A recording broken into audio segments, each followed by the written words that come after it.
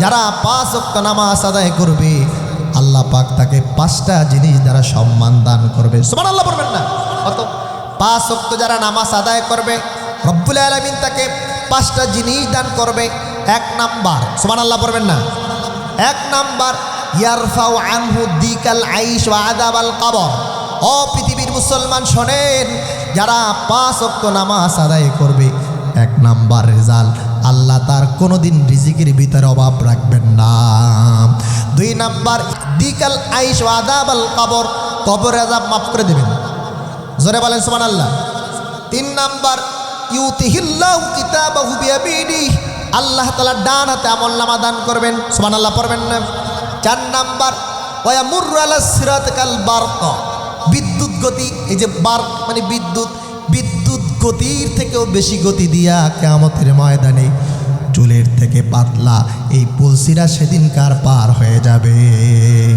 5 number, ওয়ায়াদখুলুল জান্নাতা বিগাইরি হিসাব। আল্লাহু আকবার। আল্লাহ বলবেন, নবী যান যান, বিনা হিসাবে আমি আল্লাহ তাআলা জান্নাত দান করলাম। নবী দুনিয়া আসলেন, হাদিসে পাওয়া যায় প্রিয় নবী যখন দুনিয়া আসলেন, আসার পর দেখতেছে মিন হাতিমিল কাবা, কাবায় যে নবী উজু করেছিলেন, পানি দিয়েছিলেন, এসে দেখতেছে পানিগুলো গড়ায় গড়ায় পড়তেছে। সুবহানাল্লাহ। এসে দেখতেছে পানি পড়তেছে। এরপরে উম্মে হানির ঘরের যে দরজায় কোরআন আসছিল, কোরআন উঠতেছে। ফজরের নামাজ পড়লেন, নামাজ পড়ার পর বললেন, আবু জাহেল উতবা সাহেবাকে, শোনো শোনো, আল্লাযী আসরা বিআবদিহি, নিশ্চয় আল্লাহ পাক রব্বুল আলামিন তার বান্দা মুহাম্মদ সাল্লাল্লাহু আলাইহি সাল্লামকে রাতের সামান্য সময়ে তিনি দুনিয়ার কাবা থেকে বাইতুল মুকাদ্দাস, বাইতুল মুকাদ্দাস থেকে প্রথম, দ্বিতীয়, তৃতীয়, চতুর্থ, পঞ্চম, সপ্তম আসমান, এরপরে মুনতাহা বাইতুল মামুর, আরশ, কুরসি, লৌহ কলম সব কিছু দেখায়া 50 ওয়াক্ত নামাজ দিয়া আমাকে আল্লাহ তাআলা রাতের ভিতরে পাঠায় দিছে। সুবহানাল্লাহ পড়বেন না? এটি বৈজ্ঞানিক ব্যাখ্যা ছিল, সেটা তো সময় নাই। রাতের ভিতরে পাঠায় দিছে। এখন প্রশ্ন যে কেমনে আল্লাহ তাআলা রব্বুল আলামিন রাতের ভিতরে বাইতুল্লাহ থেকে বাইতুল মুকাদ্দাস, তৎকালীন সময় লাগতো 1 মাসের রাস্তা। আল্লাহু আকবার বলেন। এটি আপনার ব্রেনে ধরে। আসহাবে কাহাবের 7 জন যুবক ঘুমাইছিল, ঠিক কিনা? কুকুর কিতমির ঘুমাইছিল। 1 না, কোরআন বলছে 300 বছর, অজদাদু তিসআ। আল্লাহ গভীর মনোযোগে খেয়াল করুন। আল্লাহ নবী মুহাম্মদ রাসূলুল্লাহ সাল্লাল্লাহু আলাইহি সাল্লামকে বললেন, লাইলান, গ্রামার খুলেন, গ্রামার। আপনি গ্রামার খুললি আপনি দেখবেন লাইলান এটা নাকেরা। নাকেরা মানে যেটা অনির্দিষ্ট, যেটা তাইন না, নির্দিষ্ট না, সামান্য। এই কোনো হরফের উপরে যদি 2 জবর আসে অর্থ হয় সামান্য। তো রাতের সামান্য সময় কেমনে 1 মাসের রাস্তা বাইতুল্লাহ থেকে বাইতুল মুকাদ্দাস, আবার বাইতুল মুকাদ্দাস থেকে প্রথম, দ্বিতীয়, তৃতীয়, চতুর্থ, পঞ্চম, ষষ্ঠ, সপ্তম আসমান, এগুলো কেমনে সফর করবে? মাথায় ধরে কেমনে? সূরাতুল কাহাফের তাফসীর করবেন, 7 জন যুবক ঘুমাইছে 300 বছর, আল্লাহ বছর অজদাদু তিসআ, আরো 9 বছর, 309 বছর। একটা কুকুর ঘুমাইছে 309 বছর, কেমনে? ঘুমায় দেখে রাষ্ট্রপতি নাই, ঘুমায় দেখে যেই অর্থ করি টাকা পয়সার সিল ছিল তা নাই, সব পরিবর্তন হয়ে গেছে। আল্লাহু আকবার বলবেন না? তার মানে বোঝা গেল আল্লাহর সময়ের সাথে দুনিয়ার সময়ের কোনো কাজে মিলবে না। কথা বলেন ঠিক কিনা? সময় তৈরি করেছেন কে? ও ভাই জোরে বলেন কে? জোরে বলেন কে? মুফাসসির মুহাদ্দিসিন বলছে, আল্লাহ তাআলা তার প্রিয় হাবিবকে যখন পেয়েছিলেন, তাফসিরে আসছে, হাদিসে আসছে, আল্লাহ তাআলা সরাসরি কথা বলছেন। সুবহানাল্লাহ বলবেন না? আর নবীকে বলছেন, নবী আপনি প্রশ্ন করছিলেন তায়েফের ময়দানে, ও রব্বুল আলামিন আমাকে তায়েফের ময়দানে কেমনে আপনি ছেড়ে দিলেন, কেমনে একা ছেড়ে দিলেন? নবী আপনাকে কেন আনছি শোনেন, আপনাকে একা ছাড়ি নাই, বরং আপনার পাশে আমি আল্লাহ তাআলা আছি। আল্লাহ বললেন ওয়ারাফা'না লাকা যিকরাক, নবী আমি আল্লাহ তাআলা আপনার সম্মান বাড়াইছি। সুবহানাল্লাহ বলেন। আজানে নবীর নাম আছে না নাই? ইকামতে নবীর নাম আছে না নাই? যারা বলেন কালেমায়ে নবীর আছে না নাই? একদল বেঈমান আর নাস্তিকরা বলতে যায় নবীর কালেমা নাকি শিরক। নাউযুবিল্লাহ পড়েন। আজানে শোনা যায় নবী তোমার নাম, সুবহানাল্লাহ পড়বেন। আজানে শোনা যায় নবী তোমার নাম, কালেমা তয়্যিবায় আছে তোমার নাম, নামাজে জানাই নবী তোমায় সালাম, হে নবী তুমি যে নূরে মুজাসসাম। সুবহানাল্লাহ পড়বেন না? আল্লাহ পাক রব্বুল আলামিন বললেন নবী আজানে আপনার নাম থাকবে, লা ইলাহা ইল্লাল্লাহ যেখানে থাকবে মুহাম্মদ রাসূলুল্লাহ সেখানে থাকবে, কালেমা তয়্যিবার লা ইলাহা ইল্লাল্লাহ মুহাম্মদ রাসূলুল্লাহ সেখানে। আপনাকে আমি আল্লাহ ছেড়ে যাই নাই, বরং ওয়ারাফা'না লাকা যিকরাক, নবী আপনার সম্মান আমি বাড়ায় দিলাম। সুবহানাল্লাহ। ভাইরা আমার, এই 27 বছরের ব্যাখ্যা একটু আপনাকে বলি।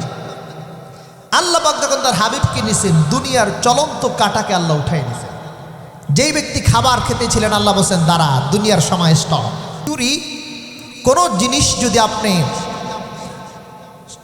এই পৃথিবীর ভিতর একটা জায়গা আছে যেখানে পৃথিবীর টাইম কাজ করে না, সেখানে যদি 6.90 দ্রুত গতিতে আপনি ছুটতে পারেন তাহলে ওই জায়গা থেকে নিচে পড়বেন না, পৃথিবীর এই মধ্যাকার শক্তি আপনাকে টানতে পারবে না, আপনি শুধু উপরেই যাবেন। সুবহানাল্লাহ।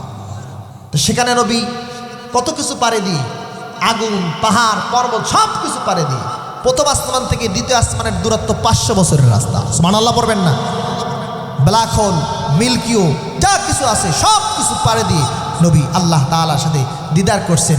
এই জন্যই তো নবীকে উপযোগী করছেন, সদ্রে শাক বক্ষ বিদারণ করে উপযোগী করে নবীকে আল্লাহ তাআলা নিয়েছে। কথা বলেন ঠিক কিনা মুসলমান?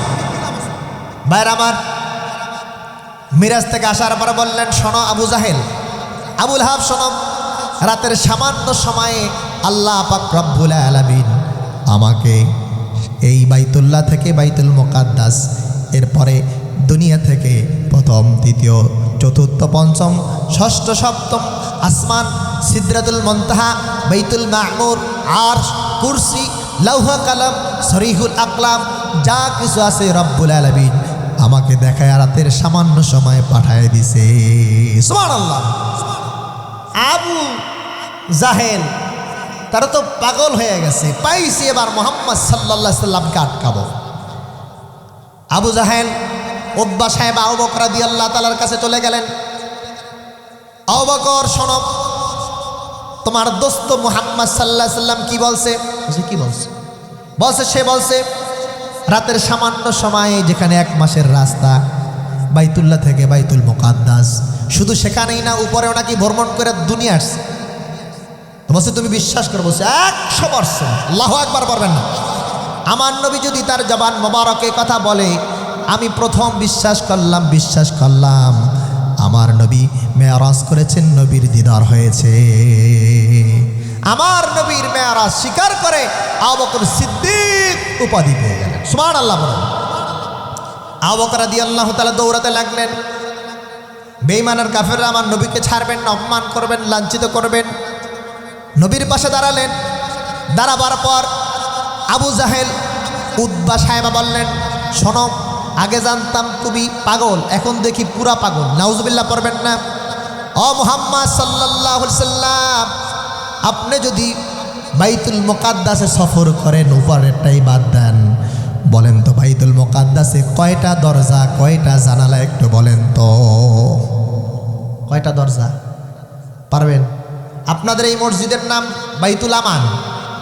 আমি যদি ইমাম সাহেবকে বলি কয়টা দরজা কয়টা জানলা, এটা পারবেন হয়তো, কিন্তু কয়টা শিখ কয়টা দরজা জানলা সেটাও পারবেন না। পারবেন? পুরো এরিয়ায় কয়টা দরজা জানলা আছে পারবেন? কারণ আপনি তো দরজা জানলা ঘুরতে যান না, নামাজ পড়তে যান, ঠিক কিনা? হাদিস মুবারক আছে মুসলিম শরীফের হাদিস, ও কুরাইশুন তাসআলুনি আম্মাসরায়া, কুরাইশ আমাকে মেয়েরা সম্পর্কে প্রশ্ন করলেন, আমি এমন অবাক হয়ে গেলাম, আমি কি উত্তর দেব বুঝতে পারলাম না, কারণ নামাজ পড়ছে, আমি তো দরজা গুনে, ঠিক কিনা? হাদিস মুবারকে পাওয়া যায় 2টা ব্যাখ্যা। আল্লাহ রাব্বুল আলামিন আমার নবীকে অপমান করবেন না। আল্লাহু আকবার বলবেন না। আমার নবীকে অপমান করবেন না। আল্লাহ তাআলা রব্বুল আলামিন প্রিয় নবীজির চোখের সামনে জিব্রাইলের মাধ্যমে 600 পাকা দিয়া বাইতুল মুকাদ্দাসকে ধরে তার চোখের সামনে উঠে আনলো। আল্লাহু আকবার। ভাইরা আমার, নবীজি বললেন এতটা দরজা, এতটা জানালা, এতটা শিখ। বেঈমান কাফের অবাক হয়ে গেলেন, নবী এটা কেমনে জানলো? সুবহানাল্লাহ। এখন আপনাদের প্রশ্ন থাকতে পারে তারা কেমনে জানলো? কারণ তাদের অভিজ্ঞতা ছিল, বাপদাতার ভিটা ছিল, তাদের অভিজ্ঞতা ছিল। ভাইরা আমার, নবীজি বলতে পারলো। এবার বললেন তোমার কাছে আর কি দলিল আছে? বললেন আমার কাছে আর একটা দলিল আছে। কি? বলছেন আমি যখন সফর থেকে আসলাম আমি দুইটা দলকে দেখতে পাইলাম। কয়টা? আমি দুইটা দলকে দেখতে পাইলাম। হঠাৎ করে আমি যখন পৃথিবীতে চলে আসলাম আমি দেখলাম এই মক্কা থেকে একটা দল তারা সফরে গেছে, সফরে গিয়ে মাঝপথে পানি রাখছে। তা আমি হঠাৎ করে পানি পান করলাম। তো কিছুক্ষণ পরে তারা আসলো, আসার পরে দেখছে পানি নাই। সুবহানাল্লাহ। বললে আর কি দেখছো? বসে কিছুক্ষণ সামনে যাওয়ার পরে দেখলাম একটা উট এক বিকট চিৎকারে সাথে সাথে ইন্তেকাল করছে। মানে বোরাকের আওয়াজে। আল্লাহু আকবার পড়বেন না? বোরাকের আওয়াজে ইন্তেকাল করছে। ওই দলটা, যেই দলটা উট হারাই ফেলছে, ইন্তেকাল করছে বোরাকের আওয়াজে, এই সামনের বুধবারে মক্কায় আসবে। সুবহানাল্লাহ পড়বেন না? তো হুজুর ধারণা করে বলছে যে বুধবারে আসতে পারে। তো আবু জাহেল এবার বললেন এবার তো আটকাইছে। তো হঠাৎ করে ইতিমধ্যে দুই গোত্রের দুইটা দল, প্রথম দল যারা সফরে গিয়েছিল, নবী যাদের পানি পান করছেন, তারা চলে আসছেন। বেঈমান কাফেররা প্রশ্ন করছে এই তোমাদের সাথে কি পানি ছিল? বলছেন হ্যাঁ। তুমি জানলা কেমনে? বলছে তোমরা কি পানি হারাই ফেলছিলে? বলছে হ্যাঁ। বলছে তোমাদের পানি কি কেউ পান করছে? বলছে হ্যাঁ। আল্লাহু আকবার বলেন। বললেন মুহাম্মদ সাল্লাল্লাহু আলাইহি সাল্লাম বলেন মিরাজ থেকে আসার পথে নাকি পানি পান করছে, পানি পাইছে, পানি খেয়ে ফেলছে। সত্য? বলছে বিশ্বাস করেন আমরা পানি রেখে গিয়েছিলাম, পানি ধরার মতো কেউ ছিল না। নবী যদি বলে আমরাও সত্য মনে করলাম, আমরা আর দেরি করতে চাই না, কলেমা পরে মুসলমান হতে যাই। সুবহানাল্লাহ পড়েন না? ওই জায়গার যত লোক ছিল সফরে সবাই কলেমা পড়ল, লা ইলাহা ইল্লাল্লাহু মুহাম্মাদুর রাসূলুল্লাহ। সুবহানাল্লাহ পড়বেন। হঠাৎ করে ভাইয়ের আমার বুধবার চলে আসলো। বুধবার, যেই দলটা বুধবার আসার কথা, বেঈমান কাফের উতবা সাহেবা সূর্যের দিকে তাকায় আছে। নবী বলছে ওই দলটা বুধবার আসবে, দেখি আসবে কিনা। যদি আসে প্রমাণ হবে নবীর মেরাজ সত্য। সুবহানাল্লাহ পড়বেন না?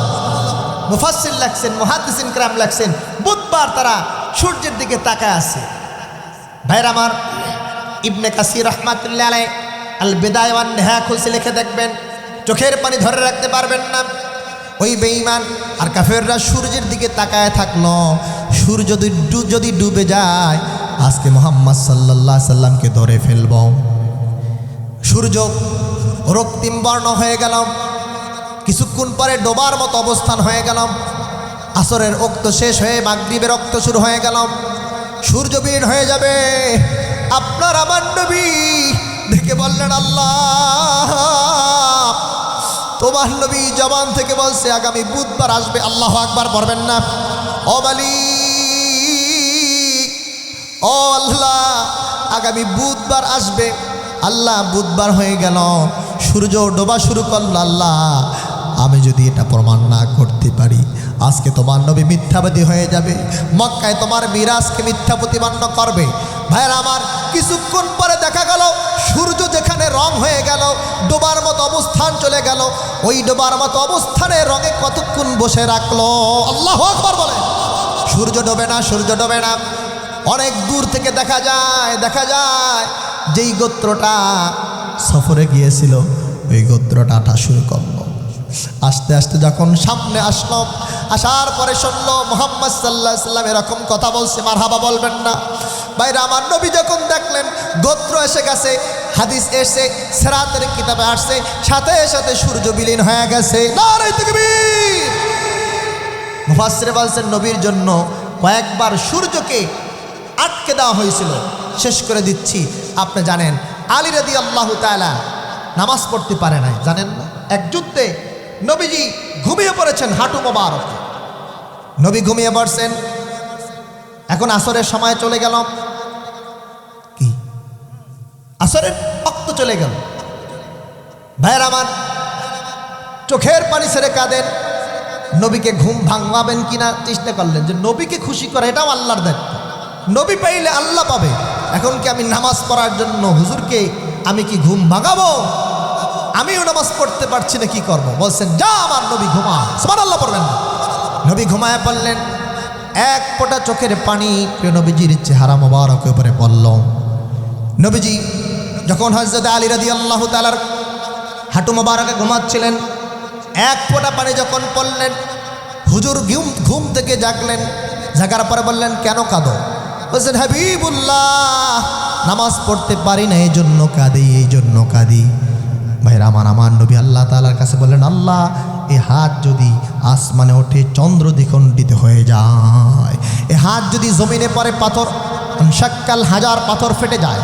ও মালিক, আবার সূর্য উঠায় দাও, সূর্য উঠায় দাও, আমার আলী নামাজ পড়বে। আল্লাহু আকবার বলো। আবার দেখা গেল আল্লাহ পাক রব্বুল আলামিনের হাবিবের দোয়ার বদৌলতে সূর্য আবার চলে আসলো, হযরত আলী নামাজ পড়লো। সুবহানাল্লাহ পড়বেন না? সেই নবীর মিরাজ সত্য কি সত্য না? নারায়ে তাকবীর, নারায়ে রিসালা।